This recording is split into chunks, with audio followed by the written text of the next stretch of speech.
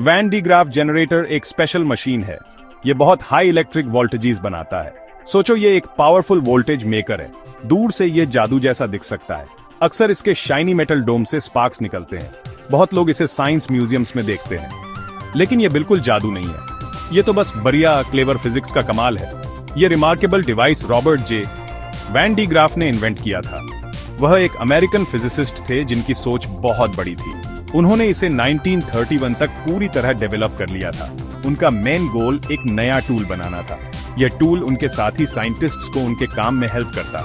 उन्हें अपने एक्सपेरिमेंट्स के लिए बहुत हाई वोल्टेजेस चाहिए थे। उनका इन्वेंशन रिसर्च के लिए एक सिग्निफिकेंट ब्रेक थ्रू बन गया। इसने यूनिवर्स को समझने में नए दरवाजे खोल दिए। जनरेटर का प्राइमरी पर्पस काफी फोकस्ड है।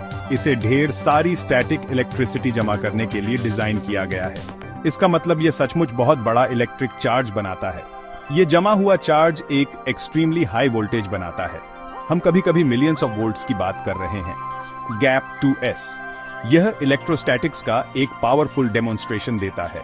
यह इन इनविजिबल इलेक्ट्रिक फोर्सेस को हमें दिखाता है। नेचर की पावर का सचमुच एक स्टनिंग डिस्प्ले। इसके अलावा इसकी एजुकेशनल वैल्यू बहुत ज्यादा है। साइंस पढ़ाने के लिए यह एक फैंटास्टिक टूल है। यह साफ साफ दिखाता है कि स्टैटिक इलेक्ट्रिसिटी असल में कैसे काम करती है। स्टूडेंट्स इसके प्रिंसिपल्स को लिव देख सकते हैं। वह क्लासिक बालों के खड़े होने वाला ट्रिक तो फेमस है ही। यह सिंपल मशीन कॉम्प्लेक्स आइडियाज को समझने में मदद करती है। यह फिजिक्स पढ़ना इनक्रेडिबली एक्साइटिंग बना देता है। यह इलेक्ट्रोस्टैटिक्स के अजूबों को जिंदा कर देता है। एक की पार्ट है इसका बड़ा खोखला मेटल डोम। यह डोम आमतौर पर काफी बड़ा और स्फेरिकल होता है। यह एल्यूमिनियम जैसे कंडक्टिव मेटल से बना होता है। यह कंपोनेंट जनरेटर के ठीक ऊपर होता है। इसका स्मूथ गोल शेप बहुत इंपॉर्टेंट है। यह शेप ढेर सारा चार्ज स्टोर करने में मदद करता है। यहीं पर बहुत हाई वोल्टेज जमा होता है। यह बिजली के लिए एक रिजर्वायर जैसा काम करता है। डोम को पूरी तरह इलेक्ट्रिकली आइसोलेटेड होना चाहिए, इसलिए यह एक ऊंचे इंसुलेटिंग कॉलम पर टिका होता है। यह कॉलम अक्सर पर्सपेक्स से बना होता है या फिर किसी दूसरे सिमिलर इंसुलेटिंग मटेरियल से। यह क्रूशियल सपोर्ट इलेक्ट्रिक चार्ज को बाहर निकलने से रोकता है। इसके बिना चार्ज ग्राउंड में लीक हो जाएगा। यह सपोर्ट एंश्योर करता है कि हाई वोल्टेज अच्छे से बन सके। यह जनरेटर के प्रॉपर फंक्शन के लिए एब्सोल्युटली वाइटल है। इंसुलेटिंग कॉलम के अंदर एक कंटीन्यूअस बेल्ट होता है। यह बेल्ट टिपिकली रबर या सिल्क का बना होता है। यह कन्वेयर बेल्ट की तरह लगातार घूमता रहता है। यह दो प्रिसाइजली रखे गए रोलर्स के बीच चलता है। एक रोलर नीचे बेस के अंदर होता है, दूसरा रोलर ऊपर डोम के अंदर होता है। बॉटम रोलर को आमतौर पर एक इलेक्ट्रिक मोटर चलाता है। यह मोटर बेल्ट को घुमाता रहता है चार्ज लेकर। इसमें दो मेटालिक कोम्स के सेट भी होते हैं। कुछ लोग इन्हें ब्रशेस भी कहते हैं। ये छोटी नुकीली ब्रशेस जैसी दिखती हैं। एक कोम बॉटम रोलर के पास होती है, दूसरी कोम टॉप रोलर के पास होती है। ये कोम्स बेल्ट को फिजिकली टच नहीं करती, वे इसकी सरफेस के बहुत करीब रखी होती हैं। इलेक्ट्रिक चार्ज को ट्रांसफर करने में इनका वाइटल रोल होता है। पूरा प्रोसेस तब शुरू होता है जब मोटर स्टार्ट होता है। मोटर बॉटम रोलर को घुमाता है जिससे बेल्ट चलती है। जैसे ही बेल्ट लोअर कोम के पास से गुजरती है, चार्ज जनरेट होता है। फिर यह चार्ज चलती हुई बेल्ट पर स्प्रे किया जाता है। इस मेथड को कोरोना डिस्चार्ज कहते हैं। अल्टरनेटिवली फ्रिक्शन से भी बेल्ट पर चार्ज बन सकता है। फिर बेल्ट इन इलेक्ट्रिक चार्जेस को ऊपर ले जाती है। यह इलेक्ट्रिकल एनर्जी का कंटिन्यूअस ट्रांसपोर्ट है। जब बेल्ट का चार्जड सेक्शन ऊपर पहुंचता है तो वह अपर कोम के करीब आता है। यह अपर कोम सीधे मेटल डोम से कनेक्टेड होती है। बेल्ट पर मौजूद चार्ज फिर कूदकर दूसरी तरफ जाता है। यह बेल्ट से कोम के शार्प पॉइंट्स पर लीप करता है। ऐसा इसलिए होता है क्योंकि स्ट्रैंग फील्ड हवा को आयोनाइज कर देता है। हवा खुद कुछ देर के लिए कंडक्टर बन जाती है। फिर चार्ज कोम से डोम में ट्रांसफर होता है। यह मूवमेंट साइलेंट होता है लेकिन बहुत पावरफुल। कोम पर आने के बाद चार्ज डोम में चला जाता है। यह डोम की आउटर सरफेस पर तेजी से फैल जाता है। इस बीच बेल्ट लगातार चलती रहती है। यह रिलेंटलेसली और ज्यादा चार्ज ऊपर लाती रहती है। इसका मतलब डोम पर टोटल चार्ज लगातार बढ़ता जाता है। जैसे जैसे चार्ज बढ़ता है, वोल्टेज भी बढ़ता है। यह इनक्रेडिबली हाई लेवल्स तक पहुंच सकता है, अक्सर मिलियंस ऑफ वोल्ट्स तक।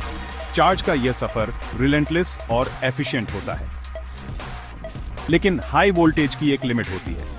आखिरकार डोम पर वोल्टेज बहुत ज्यादा एक्सट्रीम हो जाता है। तब डोम के आसपास की हवा ब्रेक डाउन हो जाती है। एयर नॉर्मली एक अच्छा इलेक्ट्रिकल इंसुलेटर होता है, लेकिन एक बहुत स्ट्रॉन्ग इलेक्ट्रिक फील्ड इसे बदल देता है। यह हवा को एक पल के लिए कंडक्टिव बना देता है। फिर एक स्पार्क ड्रामेटिकली डोम से कूदता है। Gap 2s। ये ग्राउंड तक एक स्पेक्टेक्युलर डिस्चार्ज होता है। वैन डी ग्राफ जनरेटर्स कभी फिजिक्स में बहुत वाइटल थे। स्पेसिफिकली वे अर्ली न्यूक्लियर फिजिक्स के लिए क्रूशियल थे। हाई वोल्टेजेस का इस्तेमाल सब एटॉमिक पार्टिकल्स को एक्सेलरेट करने के लिए किया जाता था। ये एनर्जेटिक पार्टिकल्स फिर एटॉमिक न्यूक्लियाई से टकरा सकते थे। इससे साइंटिस्ट्स को एटम का स्ट्रक्चर स्टडी करने में मदद मिली।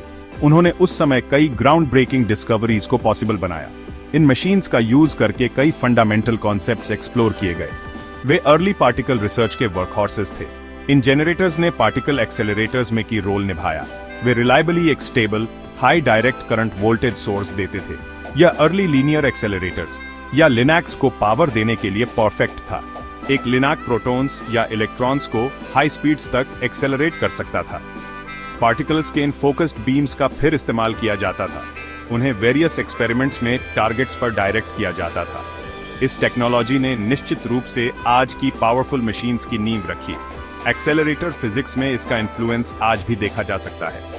हाई वोल्टेजेस के और भी प्रैक्टिकल यूसेज हैं। फॉर एग्जांपल, इनका इस्तेमाल एक्स रेज बनाने में किया जा सकता है।